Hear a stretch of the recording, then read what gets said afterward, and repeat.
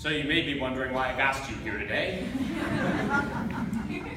4 years ago, when we all moved into our freshman dorm, this day seemed so far away, and yet 4 years later, here we are, ready to graduate and face the world. I think I had a nightmare about this once.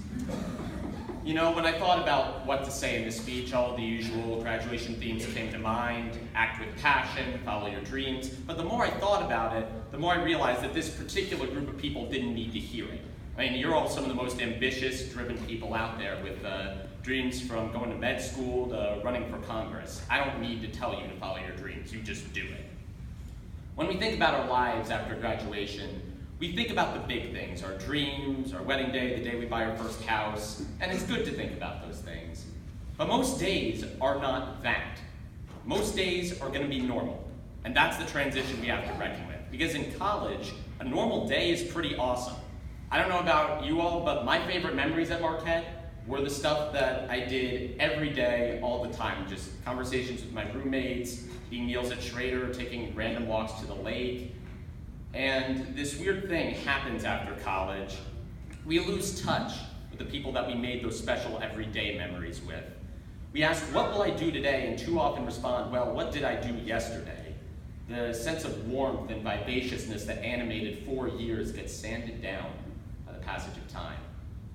I don't know about you all, but that's not the life I want to live. And the good news is that we don't have to.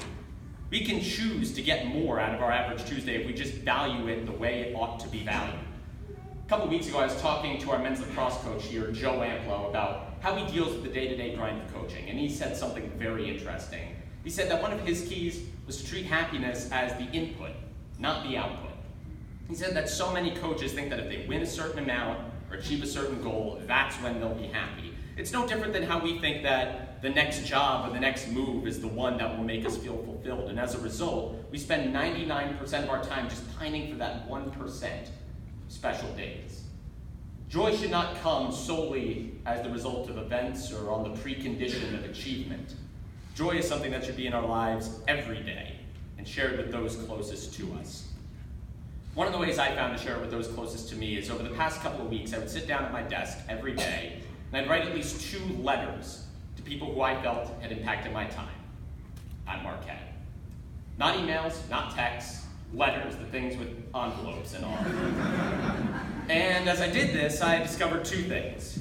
The first is that the list of people that I had to be thankful for that allowed me to be here is longer than I ever could have imagined. And the second is that after I finished for the day, I always just felt a little bit better, regardless of what had happened that day than when I started.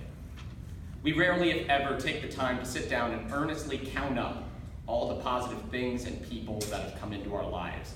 If we can do that and express gratitude for them unprompted, that's a good life. I mean, our everyday existence just becomes a lot brighter. There's this writer and educator named Tim Urban that had a great line about this. He said, "Life is a picture, but you live in a pixel." From afar, the picture of the last 4 years is that we went to Marquette, we chose a major, and we graduated. But from up close, that picture is made up of 1,370 pixels, tiny little todays from move-in day to tomorrow. And on those average days was every laugh, tear, hope, disappointment, meal, class, conversation. They were all on normal days. And without those normal days, there is no big picture. They're what matter. So as we move forward in life, we will look ahead of us, yes, but we'll also look around us. We will reach for the stars, and we will also reach for each other. And on May 20th, we are going to take the next step in our lives. And then on May 21st, the step after that. And on May 22nd, the step after that. Not as a means to an end, but as something with value all on its own. I would like to thank Dr. Amelia Zerker and Ms. Maria Cooper for administrating this program. I'd like to thank my family and all of our families for sharing this day with us. And most importantly, I'd like to thank the honors class of 2018. I enjoyed every day with you all.